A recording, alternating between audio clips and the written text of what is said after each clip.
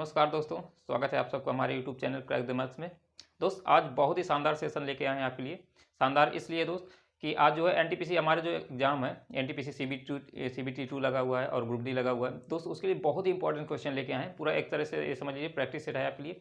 तो ये same pattern question आपको जो है एग्जाम में देखने को मिलेंगे। ठीक है दोस्त, तो इनको बहुत अच्छे से जो है रट लेना है, आपको एकदम दिमाग में बैठा लेना है कि ये इस टाइप क्वेश्चन आएगा तो आपको कैसे जो है कम टाइम में सॉल्व करना है। ठीक है मेरे भाई, तो देखते हैं, बहुत ही चुनिंदा क्वेश्चन है। ठीक है दोस्त, देखिए शुरुआत करते हैं पहले क्वेश्चन। पहला क्वेश्चन हमारा कह रहा है A square plus B square plus C square plus 216। दोस्त मैं क्वेश्चन को लिख दे रहा हूं यहाँ पे, जो है कह रहा है A square plus B square plus C square plus 216 equal to दिया हो दोस्त। कह रहा है कि 12 ब्रैकेट में ए प्लस बी माइनस 2c 12 और ब्रैकेट में दिया है ए प्लस बी माइनस का 2c। दोस्त ये दिया हुआ है क्वेश्चन हमारा, और पूछा क्या है इसमें, कह रहा है कि तो हमको जो वैल्यू बताना है under root A B minus B C minus C. हमको वैल्यू फाइंड करना है अंडर रूट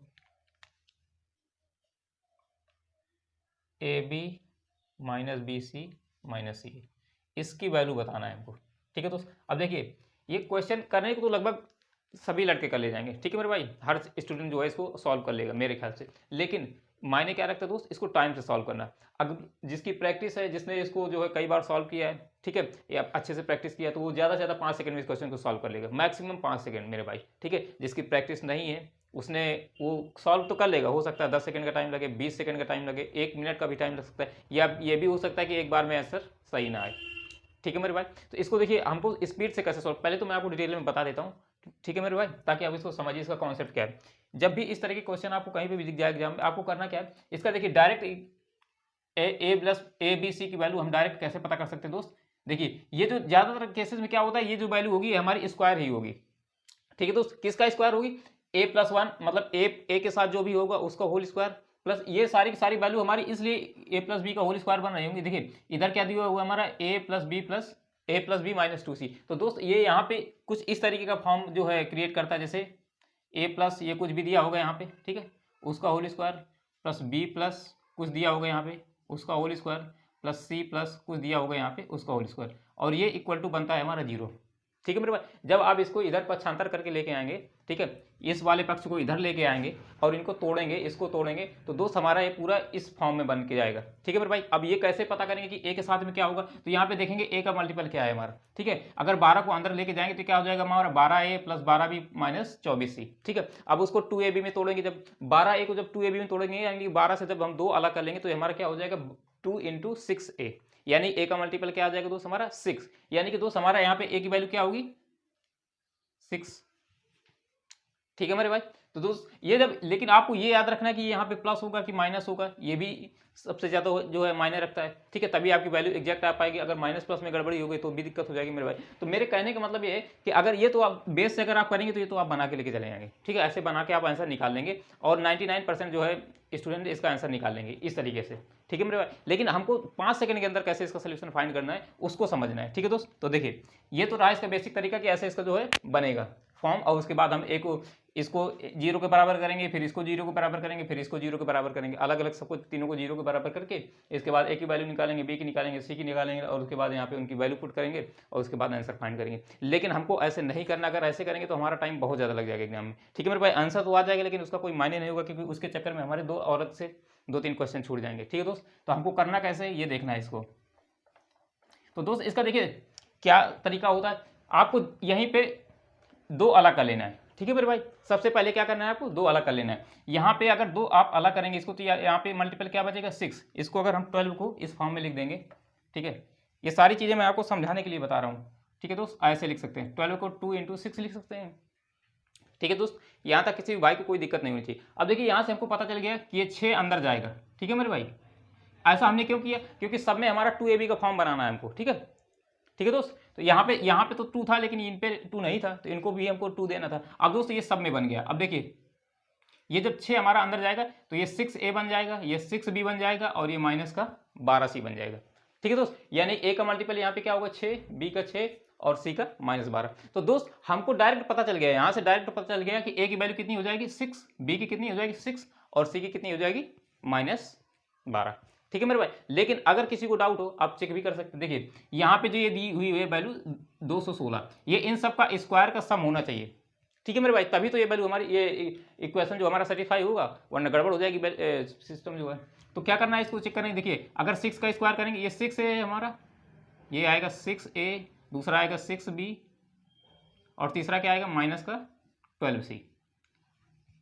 ठीक है दोस्त, अब देखिए इन सब का स्क्वायर, 6 का स्क्वायर दोस्त हमारा कितना हो गया 36, इस 6 का स्क्वायर 36 और 12 का स्क्वायर 144। जब आप इनको ऐड करेंगे 6 6 12 4 16 4 और 6 3 3 6 4 10 और 10 1 11 और 1 1 2। ठीक है दोस्त, सॉरी ये 4 कहाँ से 6 होगा, 6 6 12 4 16, यानी कि वैल्यू हमारी सेटिस्फाई कर रही। ठीक है दोस्त, तो ये जब भी, ये मैं आपको इसलिए बता रहा हूं ताकि ये चीज़ें कंफर्म हो जाए। बाकी एग्जाम में आपको ये सब कुछ भी करने की कोई ज़रूरत नहीं, ऐसा वो फॉर्मेट बना के ही देता है, ये जो वैल्यू होगी वो इनके स्क्वायर का सम होगी। ठीक है मेरे भाई, तो आपको डायरेक्ट करना क्या है, बस ये आपको समझना है। ठीक है दोस्त, तो क्या करना है, ये जो तरीका मैंने बताया कि डायरेक्ट आपको वैल्यू पता चल जाएगी ए बी सी की। कैसे पता चल जाएगी, आपको इसको 2 इंटू दो को अलग कर लेना है, बाकी उसको जो भी वैल्यू है उसको अंदर मल्टीप्लाई कर देना है। ठीक है मेरे भाई, 2 को केवल बाहर निकाल लेना, क्योंकि 2ab के फॉर्म में हमको इसको जो है बनाना होता है। तो दोस्त जैसे ही हम 12 को 2 इंटू 6 के रूप में मल्टीप्लाई करेंगे, लिखेंगे, इसके बाद ये 6 हमारा हो जाएगा, अंदर जाएगा, तो 6 है 6b और माइनस का 12c, यानी कि हमको वैल्यू पता चल गई। और दोस्त प्लस माइनस का कैसे पता चलेंगे, अगर प्लस है तो प्लस में वैल्यू आएगी, यानी कि a की वैल्यू +6, क्योंकि यहाँ पे प्लस का 2 है, क्या 6 है, यहाँ पे प्लस का 6 भी है, और यहाँ पे माइनस का 12c है, यानी कि c की वैल्यू -12 आएगी, बाकी a की भी 6 आएगी और b की भी 6 आएगी। ठीक है मेरे भाई, तो उम्मीद करता हूँ इतनी चीज आपको समझ में आई होगी। तो अब देखिए करना क्या, आपको डायरेक्ट वैल्यू पता चल गई, कुछ नहीं किया, आपने क्वेश्चन देखा और आपको पता चल गया कि a का मान 6, b का मान 6 और c का मान -12। मतलब कि आपने देखा, एक नजर मारा और आपको abc की वैल्यू पता चल गई। अब दूसरी नजर किधर मार देना है, जो पूछ रहा है, अब यहाँ पे वैल्यू पुट कर देना है। देखिए एक, अगर आपको थोड़ा सा कहीं पे दिक्कत हो, डायरेक्ट रखने में दिक्कत हो रही होगी, तो आप लिख भी सकते हैं वैल्यू। ठीक है, ऐसे करके वहां पे तो नहीं लिख पाएंगे, लेकिन आप समझने के लिए मैं आपको बता दे रहा हूँ। यहाँ पे क्या करेंगे 6, ये भी हमारा 6 और ये कितना हो जाएगा -12। ठीक है दोस्त, ये रखने के लिए बता रहा हूँ ताकि आप कोई कंफ्यूजन ना हो जाए। ठीक है मेरे भाई, वहाँ एग्जाम में तो आप डायरेक्ट जब प्रैक्टिस कर लेंगे तो आप डायरेक्ट कर पाएंगे, कोई दिक्कत नहीं है। ठीक है दोस्त, तो देखिए अब यहाँ से हमको ABC की वैल्यू पता चल गई। अब यहाँ पे AB की वैल्यू पुट करेंगे, जब ये हमारा क्या हो जाएगा, AB 6 × 6 यानी कि 36, ये हो गया दोस्त 36। ये कितना हो जाएगा 12 × 6 = 72, यानी कि ये माइनस का 72 है, यहाँ पे भी माइनस लगा, तो माइनस माइनस क्या हो जाएगा प्लस, तो ये होगा 72 और ये 36, 72 और 36 मिलकर कितना हो गया दोस्त 108। इसके बाद फिर से आगे क्या है, माइनस का c है, यानी कि इसको प्लस मल्टीप्लाई करेंगे तो ये भी हमारा हो जाएगा माइनस का 72 और माइनस माइनस मिलकर कितना हो जाएगा जो है प्लस, तो यानी कि दोस्त कितना हो जाएगा हमारा 180। देखिए ये 72, ये भी 72 और ये 36।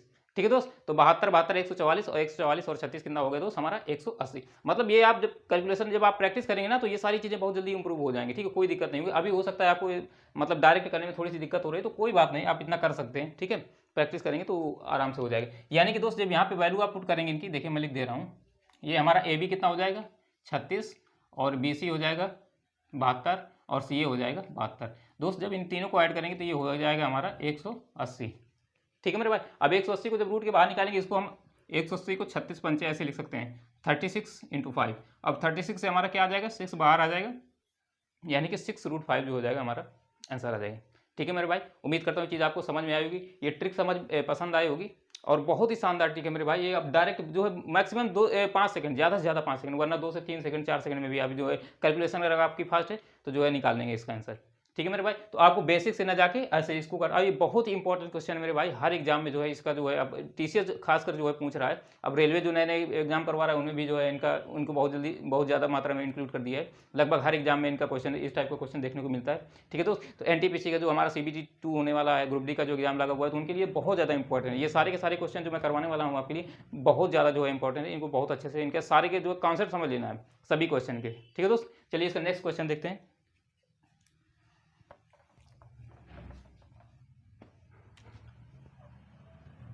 तो देखते हैं इसका सेकंड क्वेश्चन क्या कर रहा है हमारा, कह रहा है कि x - y + z का होल स्क्वायर।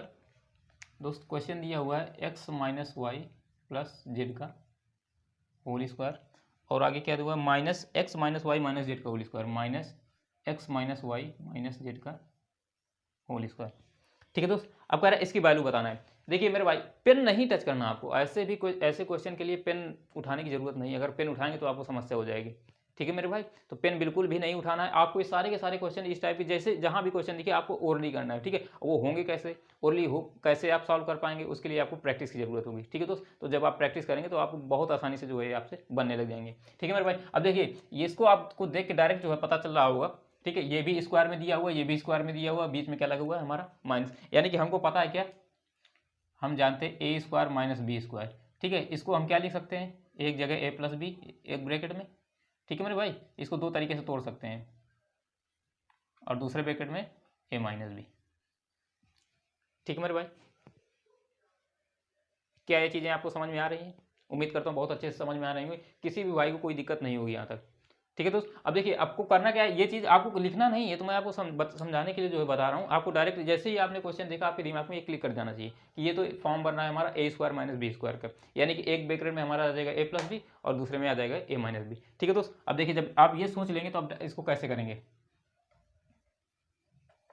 अब जब a प्लस बी की बारी आई, यानी कि इनको दोनों को हमको ऐड करना है, ठीक है दोस्त। इसको और इसको ऐड करना है, यानी कि प्लस प्लस वाले जुड़ जाएंगे और प्लस माइनस वाले कैंसिल हो जाएंगे। अब देखते हैं इसमें, देखिए ये प्लस में है, एक्स प्लस में है, तो ये एक्स एक्स जुड़ मिलकर क्या होगा 2x, ठीक है दोस्त। ये ओरली करने के तरीके मैं आपको बता रहा हूँ, हो सकता है अभी ना समझ में, मैं लिख भी दूंगा आपको, ठीक है। आपको कैसे एग्जाम में कैसे सॉल्व करना है ये चीज़ मैं आपको बता रहा हूँ, ठीक है भाई। जितना आप जल्दी जो है क्वेश्चन सॉल्व करेंगे उतना ही आपका टाइम बचेगा और अच्छा स्कोर कर पाएंगे, ठीक है मेरे भाई। तो आपको देखिए देखना क्या है कि पहले जो प्लस प्लस वाले हैं वो जुड़ जाएंगे, जो माइनस माइनस वाले हैं वो जुड़ जाएंगे, और जो प्लस माइनस है वो कैंसिल हो जाएंगे। अब देखिए सेम साइन वाला हमारा कौन सा है, एक्स एक्स सेम साइन है, प्लस प्लस ये कितना हो गया 2x हो गया, वाई वाई माइनस माइनस है तो माइनस का 2y हो गया, यानी 2x माइनस 2y, और ये प्लस माइनस जेड, जेड का काम खत्म। यानी कि एक ब्रैकेट में दोस्त हमारा कितना आ गया 2x माइनस 2y, ठीक है दोस्त। और दूसरे ब्रैकेट में हमारा क्या आ जाएगा, इसको इसको माइनस करना है, ठीक है दोस्त। इसमें से इसको माइनस कर देना है, यानी कि ये प्लस का x है, इसमें माइनस x घटाएंगे, कैंसिल, काम खत्म, ठीक है दोस्त। ये माइनस y है और ये माइनस y है, माइनस में से माइनस घटाएंगे तो इसका भी काम खत्म। इसके बाद ये प्लस का जेड है और प्लस के जेड में माइनस का जेड घटाएंगे तो इसका साइन चेंज हो जाएगा, माइनस वाले का प्लस हो जाएगा, तो जेड जेड मिलकर कितना हो जाएगा दोस्त 2z हो जाएगा, ठीक है मेरे भाई। यानी कि दूसरे ब्रैकेट में हमारा सिर्फ आएगा क्या आएगा 2z, ठीक है दोस्त। अब इसको आप जब मल्टीप्लाई कर देंगे, ये 2 मिलकर सब में 4 कर देगा, ये 4 4 इनका मल्टीपल हो जाएगा, और अंदर हमारा क्या हो जाएगा Z X minus Y Z, ठीक है। यानी कि आप कहने का मतलब ये है कि आप क्वेश्चन देखेंगे 5 सेकंड के अंदर टिक मारेंगे आगे निकल जाएंगे, ठीक है दोस्त। आपको ये अप्रोच अपनाना है एग्जाम के लिए, तभी आप जो है एग्जाम क्वालिफाई कर पाएंगे, अच्छा स्कोर तभी एग्जाम में कर सकते हैं। वरना अगर आप बेसिक जो है अप्लाई करना शुरू कर देंगे ना तो बहुत सारी दिक्कत हो जाएगी, आपका टाइम मैनेज नहीं हो पाएगा, और टाइम मैनेज नहीं हो पाएगा तो क्वेश्चन छूट जाएंगे, स्कोर अच्छा नहीं कर पाएंगे, ठीक है मेरे भाई। तो उम्मीद करता हूँ ये चीज़ आपको समझ में आई होगी। अगर ये चीज़ नहीं समझ में आई तो आप बेसिक से करके देख लीजिए कि यही आएगा, ठीक है दोस्त। लेकिन आपको जल्दी कैसे करना है मैंने आपको बता दिया, ठीक है मेरे भाई। तो आपको इसको आंसर भी लिख के बता देना हूँ, ये हमारा क्या हो जाएगा 4xz माइनस 4y है, ठीक है दोस्त। तो उम्मीद करता हूँ ये चीज़ें आपको समझ में आई होंगी। चलिए देखते हैं नेक्स्ट क्वेश्चन क्या कह रहा है।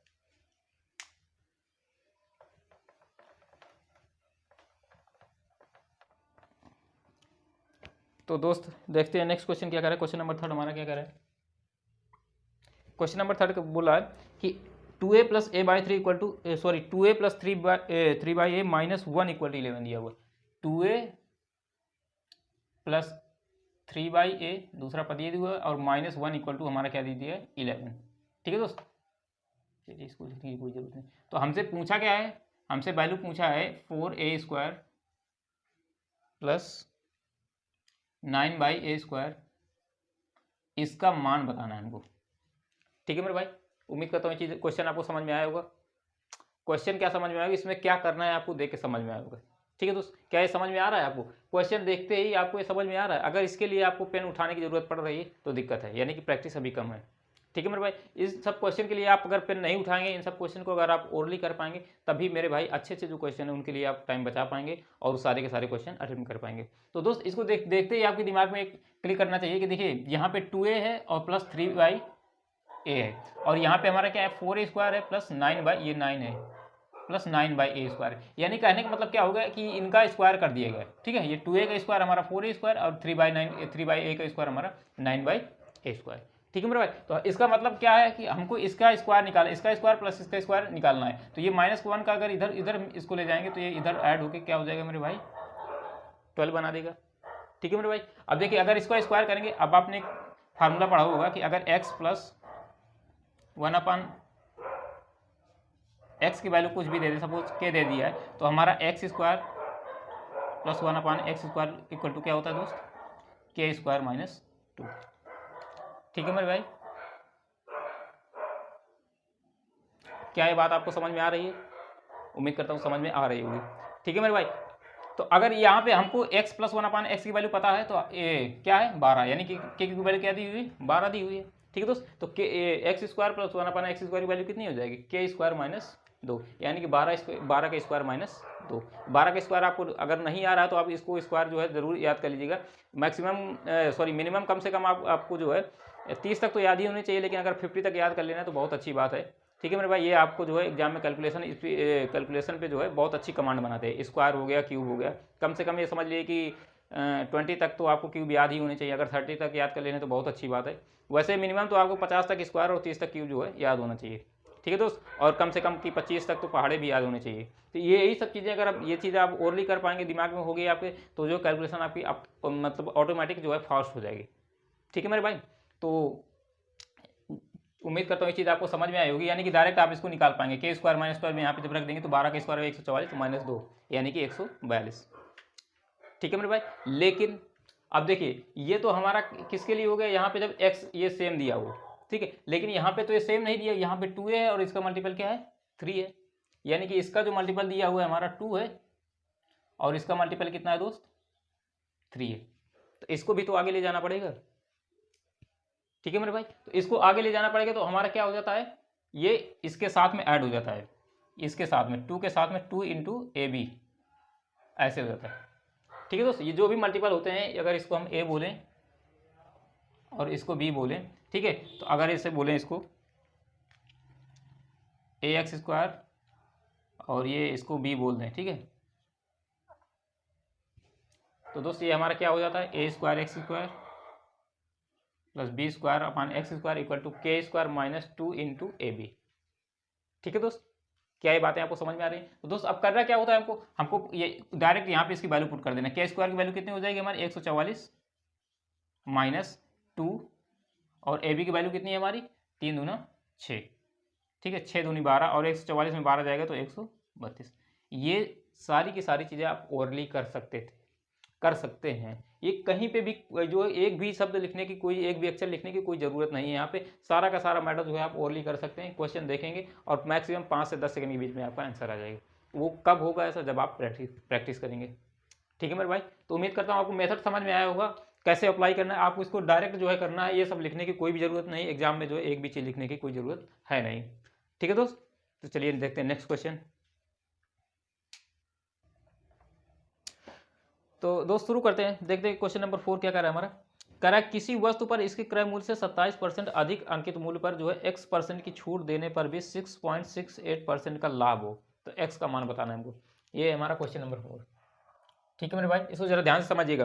देखिए क्वेश्चन में कुछ दम नहीं है, खास दम नहीं, लेकिन अगर आप इसको एक बार में समझ जा रहे हैं, एक बार में अगर आंसर निकाल ले रहे हैं, तभी ये आपके लिए जो एग्जाम में अच्छा स्कोर करने के लिए आएगा। वरना अगर आप इसको 2 बार 3 बार सॉल्व किए और उसके बाद जो है टाइम एक बार में आंसर नहीं आया, फिर दूसरी बार सॉल्व किए, दूसरी बार आंसर नहीं आया, तीसरी बार सॉल्व किए, तो जो है 10-10 सेकंड भी अगर आपका ले गया ना जाके, तो जो है काफ़ी टाइम ले जाएगा, तो दिक्कत हो जाएगी आपको। ठीक है मेरे भाई, तो करना क्या, आप भले ही 5 सेकंड ज़्यादा टाइम ले लें क्वेश्चन को पढ़ने में समझने में, लेकिन एक बार में आंसर लाना है, बस ये चीज़ आपको दिमाग में होना चाहिए। ठीक है मेरे भाई, तो देखिए कह रहा है उसने किसी वस्तु पर इसके क्रय मूल्य से 27% अधिक अंकित मूल्य जो है अंकित करता है। तो दोस्त हम क्या करेंगे, एक्स वैक्स नहीं मानना है हमको। एक्स तो हालांकि इसमें छूट के रूप में दिया है, तो एक्स तो वैसे भी नहीं मान सकते क्योंकि गड़बड़ हो जाएगा। लेकिन वैसे भी जैसे किसी भी क्वेश्चन में एक्स वाई मान के करते हैं, तो उससे ज़्यादा बेहतर हो जाता है कि अगर आप 100 मान के काम करें। ठीक है दोस्त, तो अगर हम यहाँ पे सीपी को अगर 100 मान लेंगे, तो डायरेक्ट हमको एक लाइन में देखिए क्या कैसे इसको सॉल्व करना है। उसने बोला किसी वस्तु के क्रय मूल्य, किसी वस्तु पर इसके क्रय मूल्य से 27% अधिक अंकित मूल्य पर, यानी कि क्रय मूल्य अगर हम सीपी 100 मान रहे हैं दोस्त, तो इसका अंकित मूल्य कितना हो जाएगा, 100 का 27% अधिक अंकित कर देंगे, यानी कितना हो जाएगा 127। ठीक है दोस्त, सीपी अगर हम हमने मान लिया 100, चलिए मैं लिख दे रहा हूँ वरना आपको कन्फ्यूजन हो जाए। सीपी अगर हमने मान लिया 100, तो उसका जो अंकित मूल्य कितना हो जाएगा 127। क्यों, क्योंकि 27% अधिक किया जा रहा है। उसके बाद इसमें कह रहा है x% की छूट दी जा रही है, छूट दे दी जा रही है, तो ये कितना बचेगा हमारा 100 - x बटा 100। ठीक है, जब x% की छूट दे दी जाएगी इस पर, तो ये कितना हो जाएगी वैल्यू हमारी 127 × 100 - x/100। ठीक है मेरे भाई। अब कह रहा है इतना करने के बाद भी उसको लाभ कितना हो रहा है 6.68% का, यानी कि ये वैल्यू किसके बराबर है, इसमें जब 6.68% का लाभ ऐड करेंगे तो कितना हो जाएगा 106.68। ठीक है दोस्त, क्या बात आपको समझ में आ रही है? यानी कि उसके अंकित मूल्य पर जब छूट दे दी गई है उसके बाद भी जो है वो वैल्यू इतनी पहुंच रही है, यानी कि उस पर भी 6% का लाभ हो रहा है, 6.68% का लाभ हो रहा है। ठीक है मेरे भाई। तो अब देखिए, अब इसमें कुछ नहीं है, डायरेक्ट आपको ये लाइन लिखनी थी, उसके बाद आंसर निकाल देना है। अब आंसर कैसे निकलेगा, जितना आपका फर्स्ट जो है कैलकुलेशन होगा। ठीक है दोस्त, तो देखिए क्या करेंगे, इसमें डबल जीरो से हमारा पॉइंट चला जाएगा। ठीक है मेरे भाई, ये तो पहली चीज़ हो गई। अब देखिए 127 इधर दिया हुआ है, ये 3 11 नहीं कर रहा है, तो आप डायरेक्ट जो है इसको भाग दे देंगे। ठीक है, 127 को जब इस पे भाग देंगे, 127 का भाग देंगे 10,668 में, तो देखिए इसको कट करेंगे तो पहले तो ये जाएगा हमारा कितना 8 बार, 8 टाइम्स जाएगा। ठीक है दोस्त, 8, फिर इसके बाद 4 समथिंग, जी हाँ मेरे ख्याल से 84 ही आएगा। अगर कहीं पे कोई दिक्कत होगी तो आप जो है चेक कर लीजिएगा, वैसे जो है डिवाइड करके देख लीजिएगा। 84 ही इसका, ये इसको इससे जब आप डिवाइड करेंगे तो 84 आएगा। ठीक है मेरे भाई। अभी 84 जब इधर आएगा तो इधर सब्ट्रैक्ट कर देगा 100 में, ये इधर 100 माइनस एक्स बचा है, तो 100 में से 84 सब्ट्रैक्ट हो जाएगा तो एक्स हमारा कितना जाएगा दोस्त 16% का। ठीक है मेरे भाई, यानी कि आप एक लाइन में जो है आंसर बता सकते थे इसका। क्वेश्चन आपको 10 सेकंड से ज़्यादा इसमें टाइम नहीं लगना चाहिए, वैसे तो 10 सेकंड भी बहुत ज़्यादा हैं, लेकिन अगर 10 सेकंड में भी आप आंसर ले आ रहे हैं एक बार में तो कोई दिक्कत नहीं। ठीक है मेरे भाई, तो उम्मीद करता हूँ ये चीज़ आपको समझ में आई होगी। ठीक है दोस्त, चलिए देखते हैं नेक्स्ट क्वेश्चन क्या कर रहा है इसका।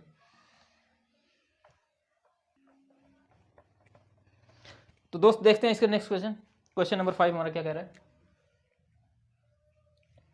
कह रहा है कि 3 × 8 divided by 9, 3 × 8 divided by 9 of 6 minus 2 divided by 3 of 6 minus 2 divided by 3 into 5 minus 2 into 2 into 5 minus 2 into 2। इसके बाद कह रहा है plus 18 plus 18 divided by 3 of 3। ठीक है दोस्त, इसको थोड़ा और बड़ा लिख देते हैं।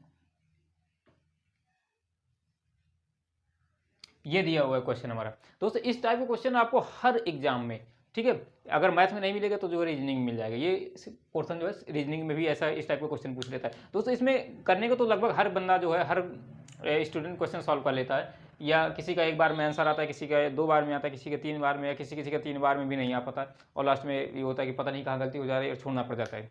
ठीक है मेरे भाई, तो आपको करना क्या है कि इसमें फोकस इस बात पे करना है आपको कि जो है भले ही टाइम पहली बार में आंसर जो है पहली बार में आए, भले ही आप 10 सेकंड का ज़्यादा टाइम ले लें या 5 सेकंड का ज़्यादा टाइम ले लें। ठीक है मेरे दोस्त, ये ज़्यादा मायने रखता है, क्योंकि इसको इसमें बहुत ज़्यादा दिक्कतें क्या होती हैं कि एक बार में आंसर नहीं आता है।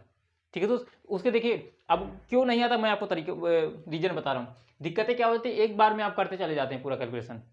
ठीक है मेरे भाई, अब एक बार में करते चले जाते हैं तो कहीं ना कहीं थोड़ी सी मिस्टेक हो भी जाती है। तो इसको कोशिश करिए आप कि थोड़े थोड़े पैकेट में इसको तोड़ लीजिए। ठीक है, पार्टीशन कर लीजिए इसको, जहां से आपको सुविधा दिखे वहीं से आप इसको पार्टीशन कर लीजिए। ठीक है मेरे भाई, तो पार्टीशन कर लीजिए, उसके बाद जो है अगर आप इसको सॉल्व करेंगे तो थोड़ी सी आसानी हो जाएगी और आप बहुत जल्दी जो है मतलब कि क्वेश्चन का आंसर निकाल पाएंगे। अगर आप वैसे डायरेक्ट करेंगे उसकी तुलना में कम से कम जो है आपका आधा टाइम बचेगा। ठीक है मेरे भाई, अगर आपकी स्पीड बहुत अच्छी है तो कोई बात नहीं है, लेकिन अगर नहीं अच्छी है उसके लिए मैं बता रहा हूँ, अगर आपसे गलतियाँ ज़्यादा हो रही हैं तब आपको जो है ये तरीका अपनाना बहुत ज़रूरी है। ठीक है मेरे भाई, अगर बहुत अच्छी प्रैक्टिस आप कर ले जा रहे हैं, बहुत अच्छा जो मैनेज हो जाता है जो है आपका टाइम, तो कोई बात नहीं है, आपकी मर्जी। ठीक है दोस्त, देखिए तो आपको करना क्या होता है, सबसे पहले इसका तरीका हमको रूल पता होना चाहिए। ठीक है दोस्त, इसका रूल क्या होता है वो लगभग तो सब लोग जानते ही होंगे, लेकिन फिर भी मैं एक बार जो है डिस्कस कर दे रहा हूँ। क्या बोलते हैं उसको, बॉड मास। ठीक है मेरे भाई, ये फार्मूला होता है हमारा। फार्मूला क्या होता है, ये रूल होता है कि इसके हिसाब से हमको चलना होता है। पहले क्या सॉल्व करना होता है हमको, ब्रैकेट। ठीक है, ये हो गया ब्रैकेट, ये हो गया हमारा ऑफ, और ये हो गया हमारा डिवाइडेशन, और ये क्या हो जाता है मल्टीप्लिकेशन, और ये हमारा एडिशन, और ये सब्ट्रैक्शन। ठीक है मेरे भाई, तो आपको सारी चीज़ें पता चल गई। सबसे पहले किसको, ब्रैकेट को। ठीक है दोस्त, ये हमारा ब्रैकेट हो गया, और ये हो गया हमारा काकी के। ठीक है, ये ऑफ वाला सिस्टम जो हो गया। उसके बाद तो आपको सबसे पहले करना क्या होता है, इन दोनों को सॉल्व कर ले, जहाँ जहाँ भी ये चीज़ें दी हुई हैं उनको दोनों को सॉल्व कर लो, ब्रैकेट और क्या ऑफ, इन दोनों को सॉल्व कर लीजिए। इसके जस्ट बाद आपको क्या करना है कि इसको उसका पार्टीशन कर देना है। ठीक है मेरे भाई, ये आपको छोटे छोटे तरीके हैं, इनको आप जो है बहुत हल्के मत लीजिएगा, बहुत ही ज़्यादा जो है इंपॉर्टेंट है किसी भी एग्जाम के लिए, क्योंकि ये सारे के सारे क्वेश्चन आपको बहुत टाइम बचाएंगे। ठीक है, इन्हीं सब क्वेश्चन पे आप टाइम बचाएंगे, तभी आप जो है कैलकुलेटिव और बहुत लेंदी जो टाइप के क्वेश्चन होते हैं, जो आपको नहीं समझ में आते, एक बार में या 2 बार में पढ़ के नहीं समझ में आते, उनको तभी आप टाइम दे पाएंगे जब इन सब क्वेश्चन पर आप टाइम बचा पाएंगे। ठीक है मेरे भाई, तो देखिए आपको करना क्या होता है, मैंने बताया अभी जैसे बताया कि सबसे पहले आपको किस पे फोकस करना है, ब्रैकेट पे, उसके बाद ऑफ पे। ब्रैकेट और आप जहाँ पे दिया हो पहले आप उसको सॉल्व कर लीजिए। ठीक है दोस्त, तो देखिए इसको देखते हैं। सबसे पहले हम देखेंगे यहाँ पे ऑफ दिया हुआ है, यहाँ पे ब्रैकेट है और यहाँ पे ऑफ है। ठीक है मेरे भाई, तो सबसे पहले इसी को सॉल्व करने की कोशिश करेंगे। क्या हो जाएगा हमारा, ये 9 ऑफ 6। ठीक है दोस्त, 9 ऑफ 6 को अगर इसको आप सॉल्व करेंगे, 9 छक्का 54, यानी कि इसको हमको सॉल्व करके क्या कर देना है, 54। ठीक है मेरे भाई, ये हमारा 5 - 2, ये क्या हो जाएगा हमारा 3, और ये 9 ऑफ 3 ऑफ 3 यानी कि 9। ठीक है मेरे भाई, सबसे पहले आपको ये काम कर लेना है। ठीक है दोस्त, उसके जस्ट बाद आपको करना क्या है, उसके जस्ट बाद में आपको क्या कर देना है, पार्टीशन कर देना। जहां से आपको थोड़ा सा हल्का दिखे वहीं से पार्टीशन कर दीजिए, या तो आप डायरेक्ट भी कर सकते हैं, लेकिन कोई दिक्कत नहीं, अगर आप पार्टीशन कर लेंगे तो थोड़ा सा आसानी हो जाएगी। ठीक है दोस्त, इसको आप पार्टीशन कर दीजिए। ठीक है मेरे भाई, अब पार्ट में जब आप तोड़ लेंगे तो अब एक एक पार्ट का आंसर निकाल के बस तुरंत जो भी है प्लस माइनस कर दीजिए, फटाक से जो है आपका आंसर आ जाए। पार्टीशन कहाँ से करना है, प्लस से माइनस से करना है, ये आपको याद रखना है। कभी भी डिवाइडेशन और मल्टीप्लिकेशन से पार्टीशन नहीं करना है। ठीक है दोस्त, तब अगर डिवाइडेशन और मल्टीप्लिकेशन से कर देंगे तो थोड़ी सी दिक्कत हो जाएगी आपको। तो ये बहुत मतलब अच्छे, बहुत ही पॉइंट जो है, मैं इंपॉर्टेंट पॉइंट आपको बता रहा हूँ इस सब क्वेश्चन के लिए टाइम बचाने का। ठीक है मेरे भाई, तो इनको हल्के में नहीं लेना है आपको। ठीक है दोस्त, तो क्या करना है, आप देखिए, आप इनको जैसे ही पार्टीशन कर दिया, आपको ये सब करने, इसके बाद पेन नहीं उठाना है। ठीक है मेरे भाई, सारा का सारा जो है क्वेश्चन आपको ओनली सॉल्व करना है। देखिए अब क्या करेंगे, 8 तिरका 24 और 9 छक्का 54, यानी कि हमारा 24/54 आ जाएगा। इसको 2 से काट देंगे, कितना आ जाएगा, 8/27। ठीक है, इस पार्ट का मतलब आ गया हमारा 8/27, सॉरी ये 24 से मतलब 12/27। उसको फिर से 3 से काट देंगे, हमारा कितना हो जाएगा, 4/9, 3, जी जी बिल्कुल। तो ये इस पूरे पोर्शन का हमारा आंसर कितना आ जाएगा, 4/9। इसका आंसर आ गया हमारा 4/9। अब देखिए ये 3 से इसको डिवाइड कर देंगे, माइनस का 2/3 और 3 से मल्टीप्लाई करेंगे तो 3 कैंसिल हो जाएगा, यानी कि -2 ये और 2 ये, तो -2 × 2 ये कितना हो जाएगा, -4। ठीक है दोस्त, तो ये हमारा 4 आया, ये 4/9 आया, और ये कितना हो जाएगा 18/9 यानी कि 2। ठीक है दोस्त, आपको सारी चीज़ें पता चल गई, मतलब इतना चीज़ आपने दिमाग में ऑलरेडी जो है कर ली। ये आपको लिख के नहीं करना, इसलिए मैं लिख के बता भी नहीं रहा हूँ, अब मैं आपको लिख दे रहा हूँ। ठीक है, अब जब हमने कैलकुलेट किया, इसकी वैल्यू हमारी कितनी आई, 4/9, इसकी -4 और इसकी +2। ठीक है दोस्त, मैं ये स्पीड आपकी बूस्ट करने के तरीके बता रहा हूँ आपको, एक एक पॉइंट इसलिए लिख नहीं रहा हूँ। ठीक है, इससे केवल आपको ये समझा रहा हूँ कैसे आपको स्पीड बढ़ानी है एग्जाम में। ठीक है मेरे भाई, अब देखिए इसकी वैल्यू हमारी 4/9 आई, इसकी -4 आई और इसकी +2 आई। अब इसके बाद फिर से आपको पेन नहीं उठाना। ठीक है मेरे भाई, क्या करेंगे आप, ये -4 में +2 गया, -2। ठीक है दोस्त, अब -2 जब इसमें ऐड करेंगे तो 9 दूनी 18, यानी -18 और +4, -18 में +4 जाएगा तो माइनस कितना बचेगा दोस्त, 14, -14/9। ठीक है, यही आपका आंसर हो जाएगा। अगर ऐसे -14/9 नहीं दिया है तो फ्रैक्शन में चेंज कर लिए, 9 × 9 9 5 14, यानी कि -1 सही 5/9। ठीक है मेरे भाई, तो उम्मीद करता हूँ ये चीज़ आपको समझ में आई होगी। -1 सही 5/9 इसका आंसर हो जाएगा, यानी कि मैक्सिमम ज़्यादा से ज़्यादा आपको 10 सेकंड का टाइम लगेगा। अगर आप किसी और तरीके से जाएंगे या आपकी प्रैक्टिस नहीं, तो ये आपको हो सकता है कि 20 सेकंड, 30 सेकंड, 1 मिनट का भी टाइम ले जाए, उसके बाद भी हो सकता है कि आप आंसर ना निकाल पाएँ इसका। ठीक है, बहुत सारे लोगों के साथ ये सब दिक्कतें हो रही हैं। ठीक है दोस्त, तो आपको कैसे कौन से तरीके अपनाने जो आपको जो है एग्जाम में टाइम बचाएंगे, वो मैं आपको बता रहा हूँ। ठीक है मेरे भाई, तो उम्मीद करता हूँ ये चीज़ें समझ में आई होंगी आपको, कॉन्सेप्ट जो है बहुत एकदम क्लियर हो गया होगा, एक एक पॉइंट मैंने आपको बता दिए। ठीक है, देखते हैं इसका नेक्स्ट क्वेश्चन क्या कर रहा है हमारा।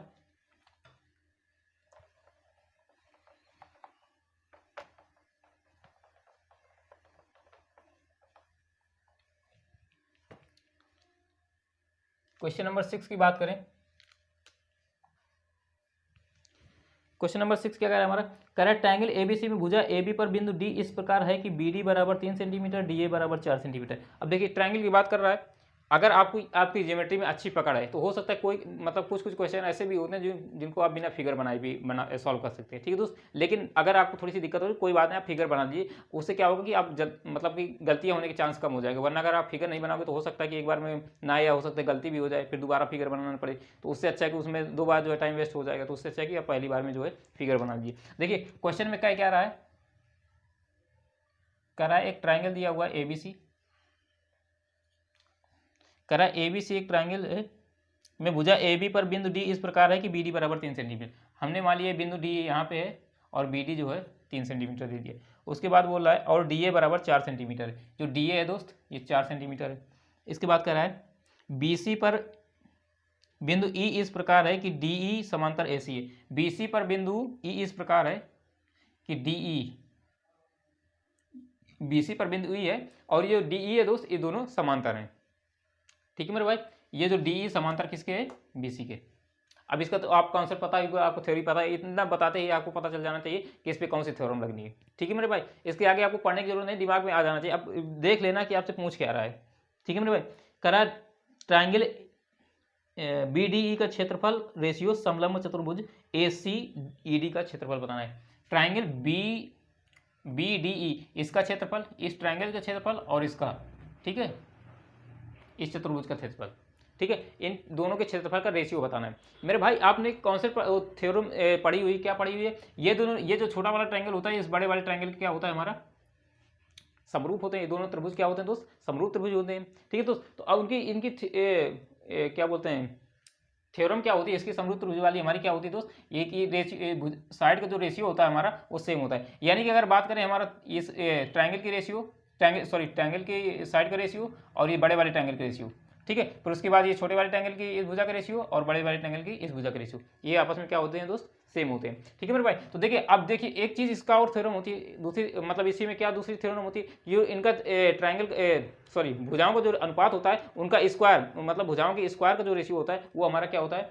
क्षेत्रफल का रेशियो हो जाता है, ठीक है मेरे भाई। क्या बात आपको समझ में आ रही, यानी कि भुजाओं के स्क्वायर का जो रेशियो होता है वो हमारा क्षेत्रफल का रेशियो होता है। तो सबसे पहले तो हमको भुजाएं दे दी गई है तो इनका स्क्वायर निकालेंगे। अब देखिए इस त्रिभुज की बात किया है और इस चतुर्भुज की बात किया है, तो अगर हमको तो पता है दोनों त्रिभुजों के बारे में, चतुर्भुज के बारे में तो पता नहीं है, तो सबसे पहले किसका निकालेंगे, ये छोटे वाले त्रिभुज और बड़े वाले त्रिभुज के क्षेत्रफल का रेशियो निकालेंगे, ठीक है दोस्त। तो क्या हो जाएगा, इनके भुजाओं का रेशियो है हमारा 3, ये 3 रेशियो टोटल कितना हो जाएगा दोस्त, 4 3 7, यानी कि 3:7। अगर इनकी भुजाओं का रेशियो 3:7 है तो क्षेत्रफल का रेशियो क्या हो जाएगा हमारा 9:7 यानी कि ये क्षेत्रफल का रेशियो आ गया, ठीक है दोस्त।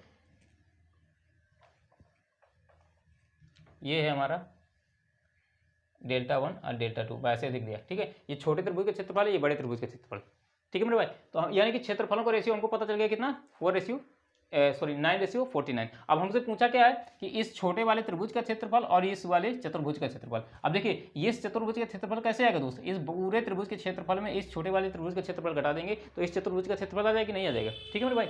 यानी कि पूरे त्रिभुज में से इस त्रिभुज को घटा देंगे तो इसका क्षेत्रफल आ जाएगा। अब देखिए इस त्रिभुज का क्षेत्रफल है 9, ठीक है, और पूरा कितना है 49, तो इसका कितना बचेगा 49 में से 9 घटा देंगे दोस्तों कितना हो जाएगा हमारा ये 40, ठीक है मेरे भाई। क्या यहाँ तक किसी भाई कोई दिक्कत है, देखिए ये सारी चीजें मैं एक पॉइंट आपको इसलिए बता रहा हूँ, लिख के बता रहा हूँ ताकि ये पॉइंट क्लियर हो जाए। ये आपको कुछ भी लिखने की कोई जरूरत नहीं, आपको यहाँ तक कि अगर आपकी प्रैक्टिस हो जाएगी तो आपको फिगर भी नहीं बनाना है, आप डायरेक्ट क्वेश्चन देखेंगे, इसके बाद 5 सेकंड जो है दिमाग को कैलकुलेशन करेंगे और आंसर मार देंगे, ठीक है मेरे भाई। ये तो मैं अभी जो है शुरुआत इसलिए आपको जो है कंप्लीट कॉन्सेप्ट बता दे रहा हूँ, ठीक है, ताकि कोई डाउट ना रहे। अब देखिए दोस्त हमको पता चल गया तुरंत, ये छोटे वाले त्रिभुज का क्षेत्रफल 9 और बड़े वाले का ये बड़े वाला त्रिभुज नहीं, ये चतुर्भुज है, तो त्रिभुज का क्षेत्रफल 9 और चतुर्भुज का क्षेत्रफल 40, तो इनका रेशियो क्या हो जाएगा दोस्त 9:40, ठीक है मेरे भाई। तो ये एक भी चीज आपको लिखने की जरूरत नहीं, एक भी पॉइंट आपको लिखने की कोई जरूरत नहीं है, अगर आपकी प्रैक्टिस हो जाएगी तब, ठीक है दोस्त। आप क्वेश्चन पढ़ेंगे, टिक मारेंगे, आगे बढ़ जाएंगे, ठीक है दोस्त। तो इस टाइप का अगर कहीं पे भी आपको क्वेश्चन दिखे तो तुरंत सबसे पहले आपको दिमाग में क्या आना है कि उनका रेशियो निकालना है, छोटे त्रिभुज और बड़े त्रिभुज का क्षेत्रफल का रेशियो। और रेशियो कैसे आता है हमारा, दोनों के साइड का स्क्वायर कर देते हैं, तो वो साइड का जो स्क्वायर का रेशियो होता है वही क्षेत्रफल का रेशियो हो जाता है डायरेक्ट। बस ये चीज़ आपको समझ में आना चाहिए डायरेक्ट, ठीक है दोस्त। और उसके बाद जो भी पूछे आप उनका निकाल सकते हैं, ठीक है मेरे भाई। तो चलिए देखते हैं नेक्स्ट क्वेश्चन।